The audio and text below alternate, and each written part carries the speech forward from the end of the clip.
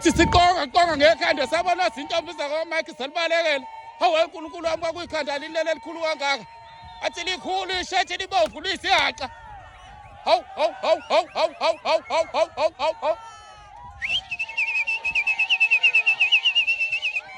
Bathi ziyasutha ziyaphakela ikhula ngokondliwa. Hawu.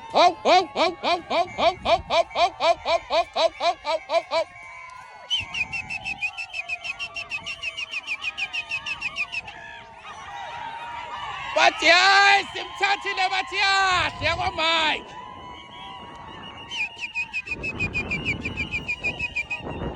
Komne